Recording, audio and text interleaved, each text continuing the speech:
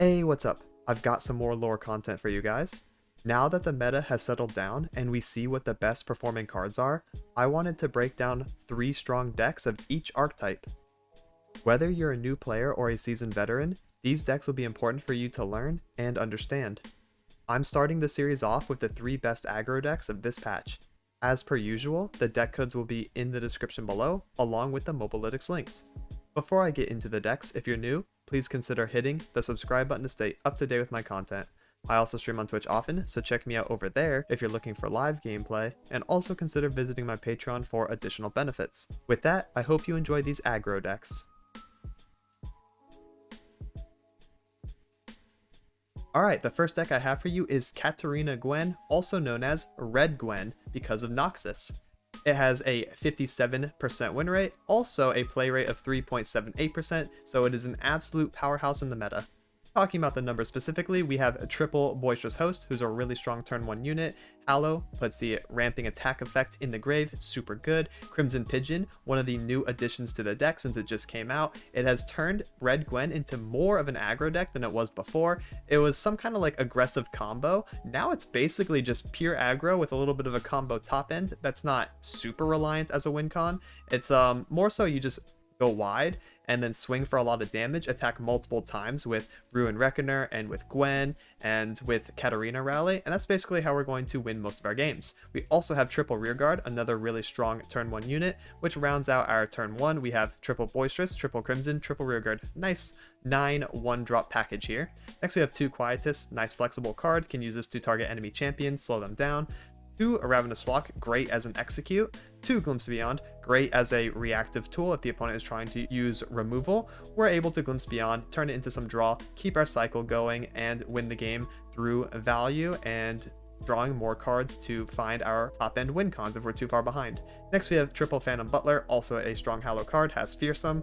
Next we have Redeemed Prodigy, another new card that was just added alongside Crimson Pigeon. 2/2/2 on attack, summon a 2/1 ephemeral that also has Hallow, so that's super good. If this card attacks multiple times, you got insane value out of this card.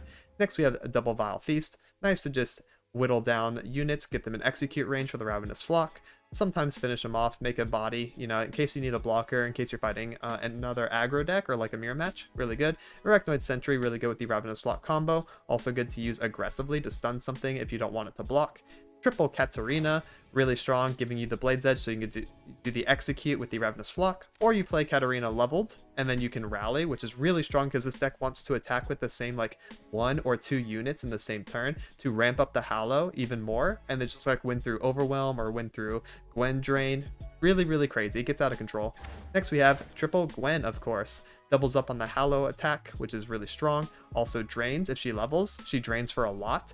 And you can also just straight up win through her. Next we have Ruin Reckoner, which is a really strong rally effect, but for 1 unit, which is pretty much all we need to attack with in order to get our game-winning damage in. Next we have Fallen Reckoner. When I'm summoned, grant can't block to the weakest enemy, and if this one dies, you get another one that is ephemeral. When I'm summoned, grant can't block to the weakest enemy. So yeah, both of them have Overwhelm, so it's really scary if you make the opponent's board not be able to block at all, and then you swing like multiple times with the rally effects that are in the deck, and with Hallow in the grave, you can get this thing up to like 7 attack, this thing up to like 9 or 10 attack, and just kind of win through only Reckoner if you need. Next we have Eternal Dancers, really strong attack value as well, summons things back, could be Gwen, could be Reckoner, could be Redeemed Prodigy even. It's all just really good, really strong on the attack. And of course you can make this attack again and again and again with the Ruin Reckoner Midnight Raid, so yeah, really cool. Next we have Harrowing, a little bit of a top end win con. If the opponent is removing our units over the course of the game, we just summon them all back for one final big attack push. Super cool. Some cards that we can run is Opulent Foyer. I think Foyer is pretty good. However, if you're running it with Harrowing, it's a little bit less good because this is taking up a board slot, so want to be mindful of that if you're including both. Not the most value, but still pretty decent. You could also run Atrocity as a potential alternate win con. Really good. It comes up sometimes, especially if you do like an open attack. You have a really big attack unit, like let's say 11 attack Gwen, and then the opponent taps out by using Vengeance or something on her. You just Atrocity it in the face, and you get a win con that way. You know, stuff like that. Highly recommend trying different versions of this deck. It can actually be teched to be a more defensive deck. It can be like, you know, slow down, get the triple Quietus, triple Flock, triple Vile Feast, and play more in the combo mid-game kinda, but this version is geared towards super aggressive players, so highly recommend trying. Again, any variation of this deck is super good right now. And that about wraps it up for the deck rundown. Now here's a live commentary game so you can see how the deck plays out. I'll be giving context while I'm playing certain cards, and hopefully it gives you a good feel on how to play it. Alright, for the example game, we got a pirate matchup, which is Aggro versus Aggro. Vile Feast is actually going to be super good for us. I don't think Pirate Burn runs Crackshot Corsair anymore, but this is still good into Precious Pet and also Saboteur. We can keep our double 1-drops as well. Aggro versus Aggro is a really interesting matchup, essentially. I think we kind of edge out since we have a bit of removal tools while also being able to keep up the pressure. So let's go ahead and swap this to red. We really want the red background to fit the theme here. We can do Pigeon, Pigeon, Rearguard, which is nice. Triple 1-drop opener and double Vile Feast in our pocket is going to be so good in this matchup. Pigeon, we can probably take that 3. Because we're going to heal back 2 a bit anyways. There we go. Now we got the nice red board. We're going to go ahead and take the 3 damage to face. Then we can play Pigeon and Rearguard in some order. I think I'm going to do... Oh, wow. Double Rearguard, though. Hold up. Let's do 1 Rearguard, and then decide if I'm going to do second Rearguard or second Pigeon. I'm not actually sure yet. Mouse. Pigeon hits Pigeon. Hits Rearguard. Rearguard gets traded by 1/1. I actually like Rearguard. Okay, I think it's second Rearguard. But I'm going to do it in a way where I lose a Rearguard instead of a Pigeon. And I think that matters a lot. So we'll do 1/1/3/1 and 2/2/3/2. In any instance, I'm going to trade into both of these with 2 of my units. So I'd rather lose my 2 Rearguards than like 1 of my Pigeons. That's basically what it comes down to. And if they play like Mirai Warden, we have Vile. If they play Misfortune, I'm gonna have to block her, which is annoying. Yeah, Misfortune right on 3 would probably be the worst thing for me. I can block her with 3/3 and then block Rearguard or just take the 3 again. And then I'm kind of out of hand pressure after that. I'll have to survive until 6 to make use of this Eternal Dancer. Mirai Warden, that's fine though. Empower, that's super chill. Let's go ahead and just do Vile Feast here. We're going to create our 1/1 blocker immediately, so we can threaten the Mirai Warden. Make them not want to attack. Pigeon. I'll also play my Pigeon then. This is kind of awkward. Kind of funny though. We also have to be a little bit mindful of Twisted Fate on 4. So I don't want to play into red card too much, because like red card and Make It Rain can actually help them win this matchup a lot. Yeah. We'll do 1/1 here for sure. We can value trade this and then lose, or we can do this and take 2 damage. Or we can just... Yeah, let's do this. I'm going to take 2, because I can kill this with Vile Feast. Alternatively, I could have done 1/1/2/1 and then leave the Rearguard up, but I don't think that's the right play since I want to commit the Vile Feast next turn. Yeah. I'm taking 1 less damage, so this makes sense to me, especially if I top deck another 2-drop. That would be ideal. Like, Redeemed Prodigy would be a sick top deck for me. I'll take Katarina too, though. Because, like, Cat plus Blade's Edge would be pretty cool, and then Twisted Fate with gold. Sentry. Sentry's kind of interesting. Maybe even really good here. Because, like, Twisted Fate is not a good answer. He'll just gold my 3/2 and we go next turn. And like, red doesn't work. So I have to be on a unit, and then I can suck the Sentry. Yep. 3/1, 3/3. They only have 1 mana. They run Make It Rain, and they run Noxian Fervor. So I don't have to worry about anything this attack turn. Bonk, bonk. Cool. Katarina. We can do Cat, Vile, and also Blade's Edge. No one's the wiser. Yeah, let's play our Katarina now.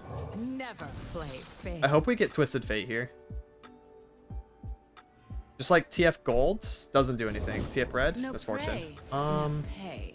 Let's go ahead and do Vile Feast and Blade's Edge, same action, and I think we win off of this. We're going to be very far ahead, especially with Eternal Dancers coming out on 6. Yeah. Make It Rain is pretty chance of hitting. Okay. Yeah. It has to just be zapped, deal 3.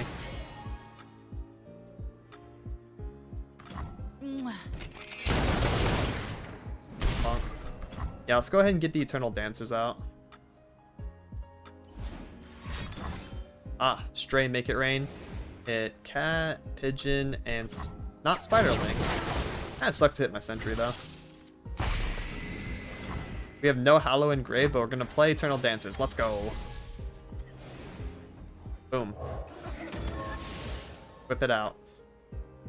Twisted Fate Gold would hit. And then we have a bit of an issue.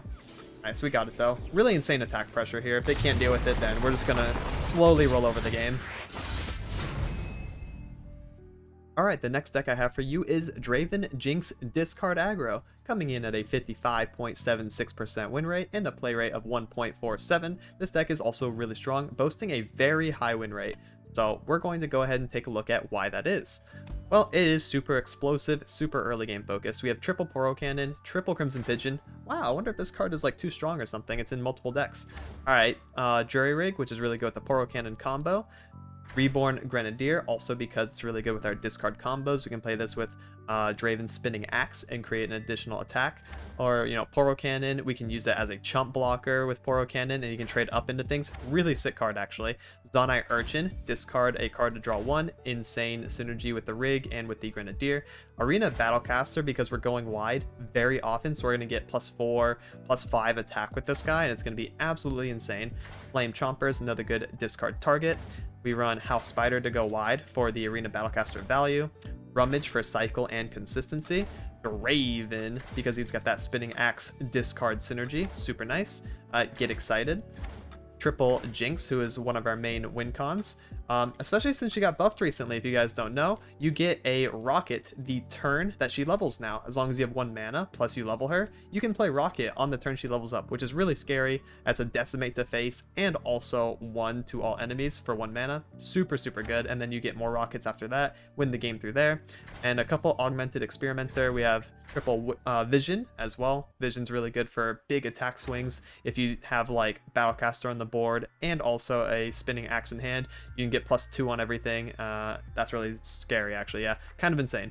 We run Experimenter as top end, cycle, really good at dumping the hand if Jinx is already on board. Get the Rocket going, love it. Alright, so some other cards we can potentially run is Crowd Favorite. Seen him in a few variations, really strong, especially if you're going wide. You can also run Boom Baboon. Boom like this. There we go, Boom Baboon, if you want more Flame Chompers, stuff like that. You can run Mystic Shot in here as well. Even Thermal Beam if you want, which is a little bit more on the wacky side. But yeah, there you go. You can run Reveler's Feast if you want. Since you're like super wide, you can get some pretty good value from this. And I do believe there's like one more card we can run.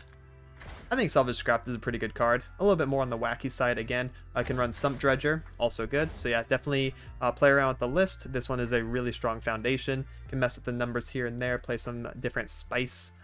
And that's it for this one. Now here's a live commentary game of this deck. Hopefully it gives you a good feel on how to play it. Alright, for this example game, we got Zoe Bard.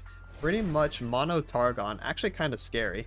This deck can ramp up with Chimes, get Zoe level, get out of control. So we're going to have to out pressure that. Let's go ahead and pitch the Experimenter and also the Vision. We can start with Crimson Pigeon, maybe do Zonai Urchin on attack 3. Be kind of good. Unless we top deck something to discard. Ooh, here we go. Now we're in business. We'll just do Urchin Jury Rig. Turn 1. There we go. If they play Zoe on 1, we'll double pressure her with our units. Let's also get to our red board. Again, we want that. Bonk, bonk. Red background is even better for this deck because Jinx is the mascot that shows up. So you'll love to see that. Go ahead and Get to that. Alright. Mystic Vortex. Setting up Landmark on 2 is a little too slow, in my opinion.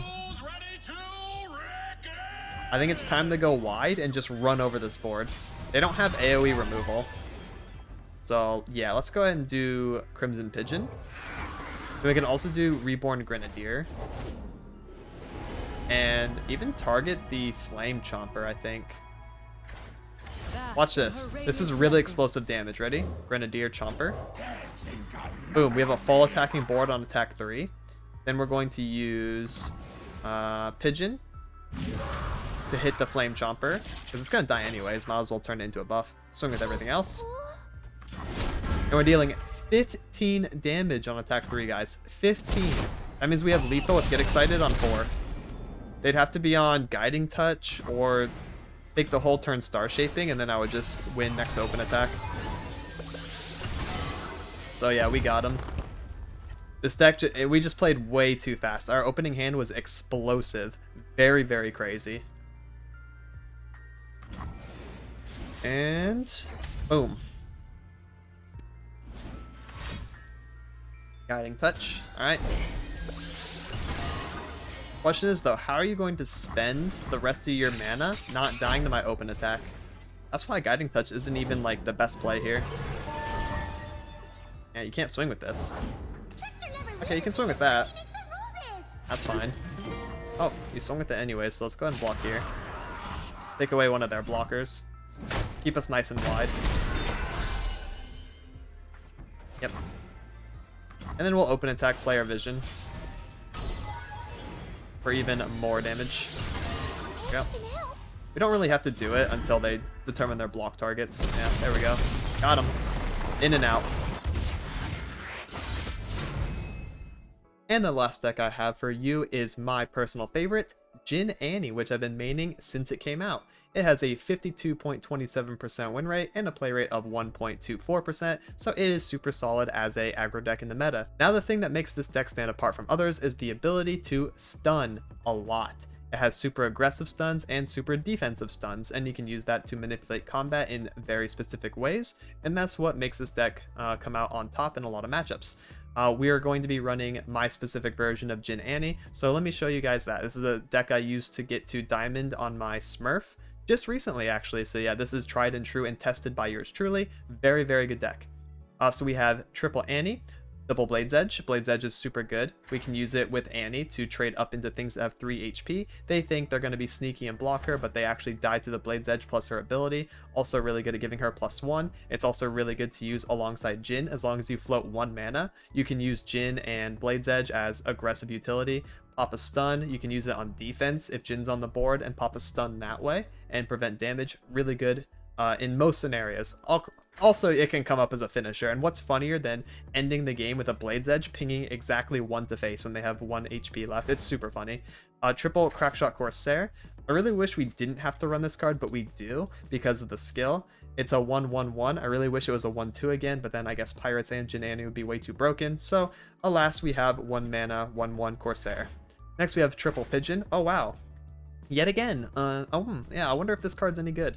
It's a little too strong. 1/2/2, of course. Crimson Pigeon again. Rearguard again.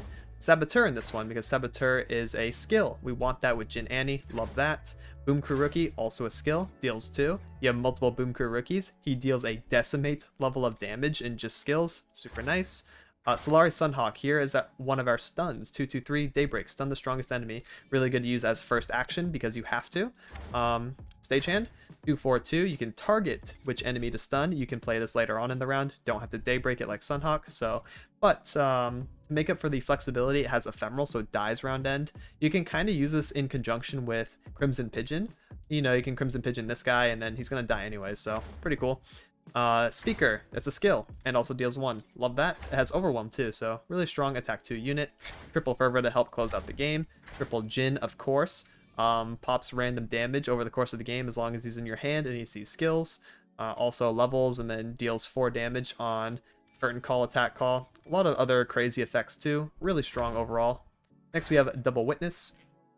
I really like Witness because it's easy to activate flow on both offense and defense turns, especially since we run Blade's Edge. It's even easier to get the Witness going on defense turns. That way he flows on your next attack. So you can play him in conjunction with other cards. You can play like Sunhawk for 2 and then Witness for 2 more on your attack 4. And that's really, really scary. Super good body. It's a 3/3. Flow, play stun, target. Don't want to run it at 3 of because it can be a bit bricky. So running it at 2 is nice. See it here and there. Comes up. And then we have triple decimate, of course, to close out the game. And that's it for this deck rundown. Now here's a live commentary game so you can see how it plays out. Hopefully it gives you a good feel on how to play it. Alright, for the example game, we have the ever-popular Vayne Aatrox featuring Quinn. Pretty scary. We're going to have to kill them before Aatrox comes down, which is the hard part. We have Saboteur on 1, Tusk Speaker on 2, sure. Ooh, wait, we have triple 1-drops attacking on evens. Love that. We can do Rearguard, Pigeon, and Saboteur. Pigeon has a target, we have a skill. If we draw Jhin next turn, we'll also have him see it, which would be pretty nice. We definitely want Jhin in hand in this matchup. Go ahead and drop Pigeon.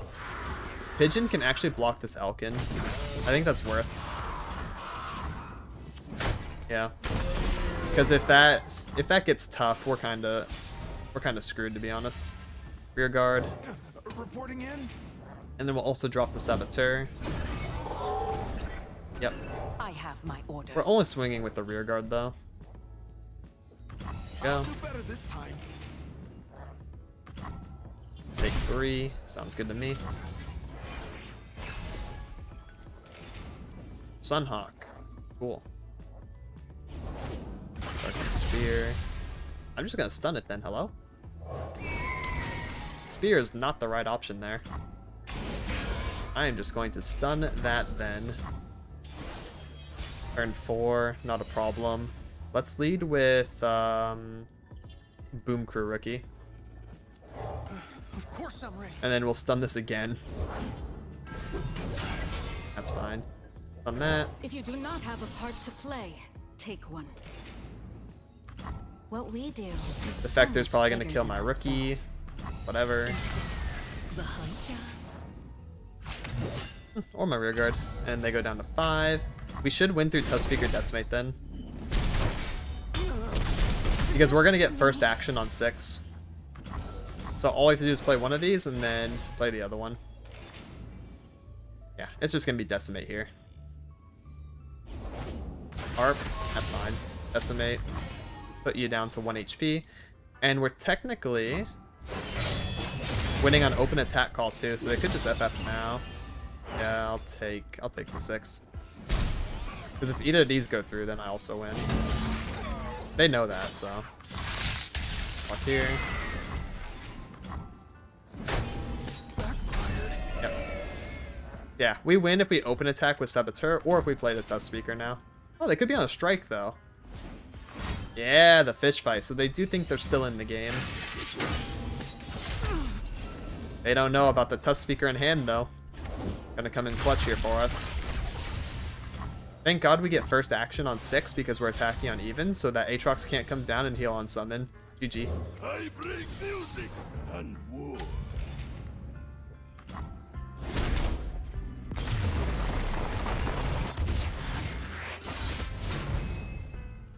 Also, shout out to the honorable mention aggro decks that I personally think are super strong, but they were not played enough on the stats website that I used to also include them or beat out the other 3 decks that I actually chose for this video.